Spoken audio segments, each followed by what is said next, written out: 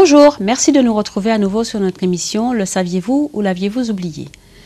Aujourd'hui, nous allons encore parler d'une femme, et pas n'importe laquelle, car elle a inventé quelque chose de vraiment indispensable, et plus particulièrement pour les femmes dans leur vie quotidienne. Cela ne voudrait pas dire que les hommes ne puissent pas s'en servir. Qui a inventé la planche à repasser?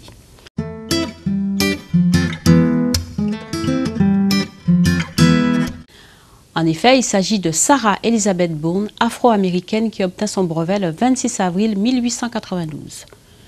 Même si nous considérons la planche à repasser aujourd'hui comme pour acquis ou comme une chose banale, il ne faut pas oublier qu'il y a plus d'un siècle, c'était une nouveauté et qu'elle commençait tout juste à faire son apparition dans les magasins aux États-Unis.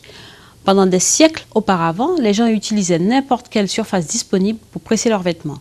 Par exemple, les Vikings au IXe siècle utilisaient des morceaux plats de baleine sur lesquels les femmes y plaçaient leurs vêtements en utilisant des pierres chauffées. Plus tard en Europe, il était courant pour les gens de repasser leurs vêtements sur la table de la cuisine, par exemple, ou bien en plaçant une planche entre deux chaises. Cette pratique s'était développée en Amérique du Nord dans le début du XIXe siècle, mais il y avait aussi pas mal de conseils et d'astuces dans les livres d'entretien concernant la taille d'une table à repasser et quelle sorte de couverture ou drap devait-on la recouvrir. De son invention de la planche à repasser en bois, Sarah E. Bourne, elle, noire, afro-américaine, née de parents esclaves, en a été le précurseur. La planche à repasser de Sarah Bourne est née avec deux bords courbés, pliantes, étroites, lisses, résistant à la chaleur, moderne. Mais aussi, elle était simple, bon marché, pratique et commode. Son but était de permettre aux femmes de repasser aisément les manches de chemise et des robes et l'intérieur des vêtements. Sa conception est toujours d'actualité. Cette femme, débordante de créativité, s'est penchée aussi sur le confort à la maison, a aussi inventé un lit-bureau. Mais ça, c'est une autre histoire, on en reparlera dans une prochaine émission.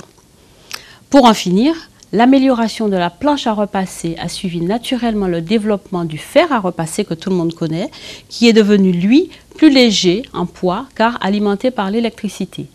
En 1940, les fabricants produisaient des planches à repasser pliables en métal avec des pieds tubulaires, mais sa conception de base, celle de Sarah, a peu changé.